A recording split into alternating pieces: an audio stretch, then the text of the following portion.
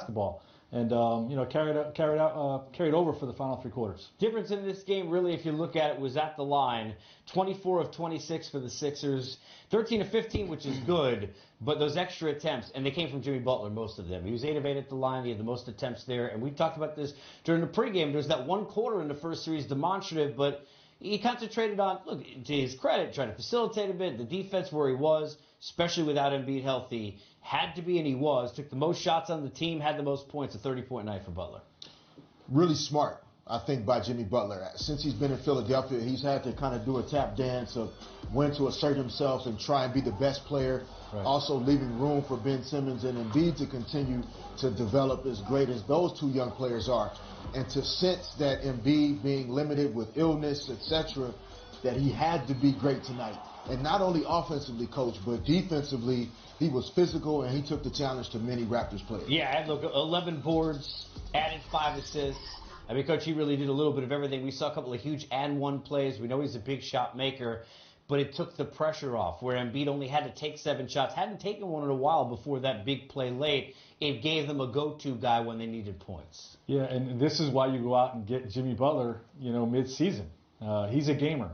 And, his team needed him tonight. He had a poor performance defensively, at least in game 1, and wasn't really involved. But on both ends of the floor, he asserted himself early in the game on the defensive end. And then when both teams were out of rhythm offensively, he carried the load and led them to the victory. Yeah, look, on the boards, 53 to 36 at the line. Everything that requires toughness, that extra effort, that extra play. Clearly, we know there were missed shots for the Raptors, but that's what you want to see, right? To win a road game as coaches, especially in an environment like Toronto, not an easy place to play where they play well. You got to have those 50-50 balls, and almost everyone seemed to go to Philly tonight. Yeah, the Sixers were quicker to the basketball. They seemed to play like they wanted it more. A lot of talk prior to the series about Meek Mill not being able to travel to Canada and be in the building and kind of bring that spirit of Philly to Canada. And the Sixers played with that type of spirit tonight. We didn't see that in game 1, and you have to give them a lot of credit. Brett Brown as well. Some subtle adjustments in the game plan and how he chose to do some things. Putting Greg Monroe out there a little bit more compared to Bolden. Really good win for the Sixers tonight. Yeah, we did see a lot of Drake. We always do that on the bench. So there was not a question, just in case you weren't sure. Drake was at the game tonight. We were sure. When you look at kind of players, and this is really key, I think, for both games we have tonight, because what's the question with Portland, right? Especially if Cantor is not playing without Nurkic, other than the 2, right? The guards, who do you get? Well, it was forwards in this case, Leonard and Siakam. Coach, 74 of the 108 in game 1. You cannot get 5 bench points from a team that is focusing in that starting lineup on 2 players. And it is accentuated when Van Vliet, we were talking about this right before we came on here, was such a big factor last year. And I understand even in that series that they got beat, he was always so really reliable. 0 for 2, not confident with the shot, hasn't been healthy. And they don't have a factor on the bench right now to score. 0. Yeah, and all the talk up to this point has been about Philadelphia's bench or lack thereof. Right. And those guys were the ones that came in and showed up. Like Coach mentioned earlier, credit Brett Brown. The adjustment of going to Greg Monroe, he gave them a big lift. And James Ennis was great early in the first half. He had 2 threes, he had an and-one going to the basket, and drew a big charge early in the first half. Again, one of those plays that puts Toronto in a bad rhythm all night. These guys are better than they showed tonight, Toronto's benches. But they had a poor night, and they're going to have to respond in game 3. Yeah, I mean, look, the bench in the 2 games, as you look at Ennis, just to give a comparable between the 2, Ennis in the first 2 games of this series has 24 points. The entirety of the Toronto bench, all of the players combined at 15. That's not going to cut it. No, that is not going to cut it. Not going to cut it. In particular at home, right. As we talked about. Right, others play more comfortable at home. Normally, young players play a little bit better at home, in particular in the postseason. Right. And so when you start to think about which Raptors player is going to travel to Philly, can Van Vliet get it going? Is it Norman Powell? Is Jeremy Lin a guy that you might have to take a look at, who can get downhill, can finish around the basket at times, maybe create some foul situations so you can get some easy points? Because the Raptors didn't look comfortable offensively. I thought tonight there were a lot of isolation, no pass, kind of hero-type shots early in the game. never allowed them to get any timing or flow offensively. Yeah, I mentioned Lynn before we came on air only because sometimes you see, and we saw with the Cavs in the situation they were in late in the finals last year where eventually they went to Hood. It was a little bit too late. Guy who could at least get a bucket, create, get to the foul line, do something, create open shots for someone. Because right now, the aggressiveness of Van Fleet isn't the same. Jody Meeks, these guys aren't doing it. And again, Coach, I mean, you know this. I mean, as good as, and Lowry hit big shots late, and I hope for their sake that leads them into where they're at on the road. But, I mean, 15 points off the bench, no good. But look, the rhythm of their team offensively was off the entire night. Okay, so you can look at the bench numbers. You know, Kawhi had a great night, and Kyle Lowry stepped up late. But the rest of the guys, you know, didn't have a great night. And, you know, when the team's rhythm is off, that's when the role players are going to struggle the most. They're not getting the shots they're used to. They're not getting clean double teams where the ball's coming to them in rhythm, and then they have to create things on their own, and it's just more difficult. So very smart, Coach. I was one of those guys that if the rhythm of the team was off offensively, if we weren't moving the ball the same way, I wasn't going to be able to play as good. I wasn't a volume shooter, and you seem to see that from a lot of these guys tonight. It just, even when they were open, it just didn't feel like the ball was going to go in when it left their hands. You know, the other thing is, we talk about Kawhi, one of the great players, right? So you're not nitpicking, but when you see 10 of his 24 shots are from three, and look, he's not Steph Curry. He could shoot it from there, but when he's aggressive, he gets to the line often. He gets those and ones. He finds a way to get contact. Would you like to see him? I know he put up 35 points, and this is when you know you're a great player. But, I mean, it is odd seeing almost half his shots come from three, where he's 3 of 10 from beyond the arc. It is, but, you know, you have to take what the defense gives you. And, you know, he's been in a rhythm. You know, scored 45 last game. I don't have a problem with the shot attempts as long as they're open looks. You know, that's the thing that, you know, I felt like they did a better job in Game 1. They did make some more contested shots in Game 1, but their intent to work the possession for an open shot, okay, was not as disciplined this game as it was in Game 1. So, you know, as a result, you see some guys take some guarded shots that don't go in, and then they lose a little bit of confidence, and it becomes contagious. It does. And sometimes as a player, you think that what you did the last game is just going to carry over. And the same shots that you made, the same way that you played, you can bring that into the next game. We talked about that briefly, and that's just not how the postseason works. Well, I'll tell you what, it works getting even, right? You want to get one on the road. Brett Brown able to find a way with his team in Toronto. Here he is after the win. Brett, you earlier before the game talked about maintaining spirit, probably being as big as anything for the team. How do you think the team came out, and how do you think that factored into tonight's game? I mean, I thought our defense at the start of the game was almost as good as it could be. The clear problem was our turnovers, you know, and so like you asked about the start of the game, if you looked at the first half, and if we didn't know the score and you said we have 13 turnovers in a first half, 10 in a second period, in Toronto in the Eastern Conference semifinals, Game 2, what would you guess the score would be? You certainly wouldn't think you were winning, and you bet that they would have 70 because they run so well. And so if you eliminate the turnovers, which they had 18 points off, and you look and say we held them to 38 points, I was proud of our defense, and for those reasons, to your question about how do you think you started with your spirit, I think our spirit was just fine, and it was reflected in a pretty solid defensive first half. Brett, Kawhi still ended up with 35, but we saw Ben out there denying him possession, even touching the ball in certain possessions. And it seemed to, like, as you mentioned, the first half defensive effort set the tone for the rest of the game. Just how did you like your defensive execution, Ben in particular, and the rest of the team tonight? Yeah, I mean, you just, especially since it's now in front of my eyes, you know, in real time, as far as Kawhi's brilliance. He's really, really good. We all get that. But when you know, having to scout and game plan, and then it's happening 20 feet from you, it's exacerbated, it's magnified. And, you know, I think Ben did a really good job on him. And we tried to you know, have different looks at times where we double him, we didn't. You know, by and large, it was Ben's assignment, although other people inherited him. if we got switched out or Ben was out of the game or whatever.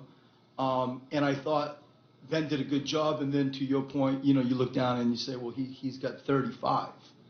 And he's just an incredibly gifted, versatile scorer.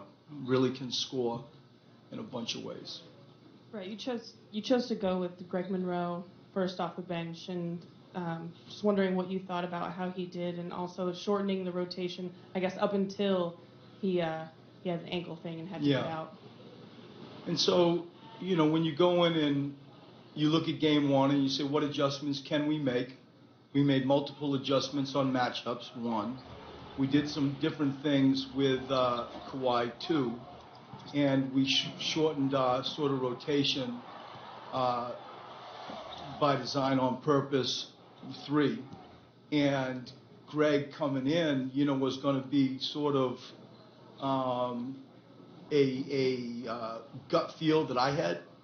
And I thought he was great. I thought our bench with James Ennis and Greg, Tobias got in foul trouble. With four, Greg had the ankle turn. You had Amir, who we decided to activate kind of not at the last minute, but when we learned of Joel's news. And so it's a tale of a team win. It really was a contribution from a bunch of different people, and I thought Greg was outstanding. Brett, can you take us through the thought process in assigning Joel Embiid, your five, to Pascal Siakam, a very active kind of 3-4 guy, and then trusting Greg Monroe enough to have him be the backup, number one, and number two, why Ben generally exclusively, whenever possible, on Kawhi versus Jimmy or Tobias or Ennis? I mean, so there's sort of three parts to that question. First, Joel on Siakam. You have a hunch. You hope it works well. We had a taste of some success with Joe on Giannis in our Milwaukee series. We felt like, there was some similarities there.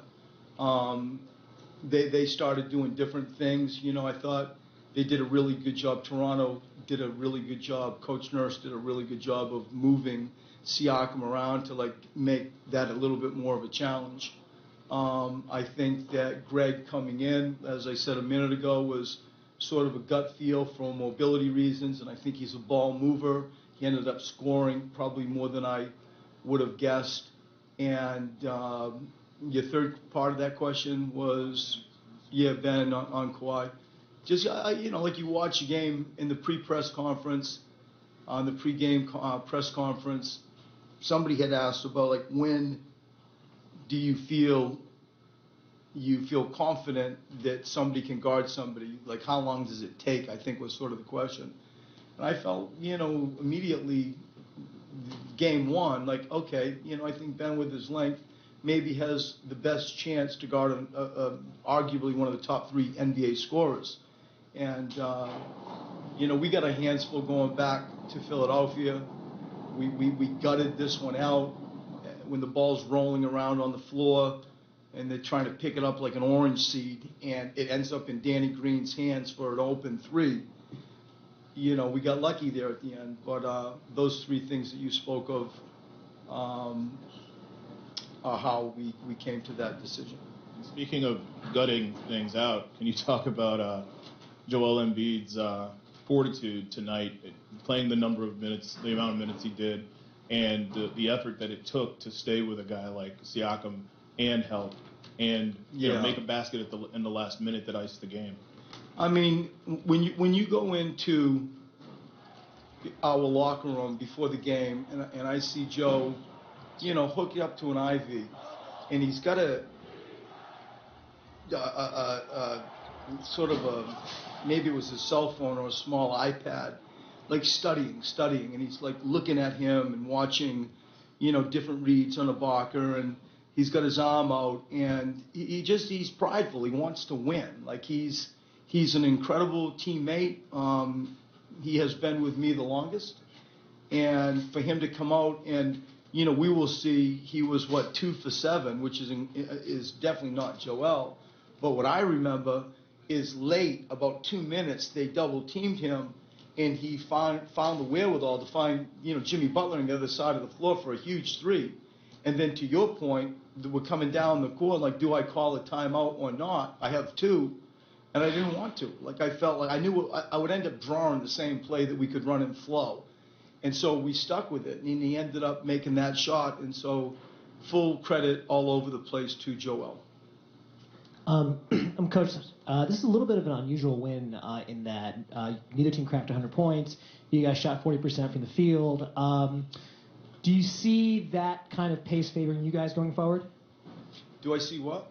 That kind of pace, more of a defensive juggernaut, kind of going forward, favoring you guys? I don't know if it favors us or not. Like, when you shrink your rotations, you know, it's naive for us to think you're going to play the game like a track meet when it's a fist fight. It's a grind, the whole game.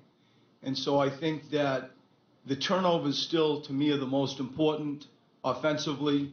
When you ask about, like, what pace are we going to try to play at, you know, we'll try from time to time to play as fast as we can, but the reality is it's just a grind. And when you shrink your rotation, you're probably not going to be able to call upon that type of freshness as much as if you were playing like a normal 9.5, 10. Right. When you guys went out and got Jimmy Butler, and I think it was mid-November, you guys made that trade.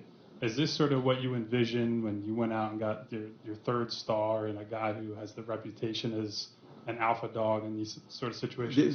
This was James Butler. Like, that was the adult in the gym. And I get as excited as the volume of threes that he sought as much as anything. And he was just a tremendous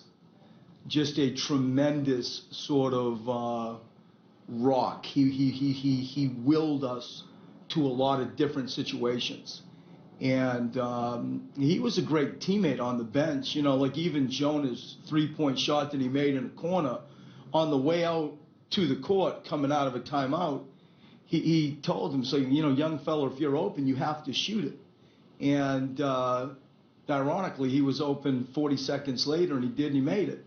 So kind of all over the place. He was a stud. He really was an adult in the gym. Thank you.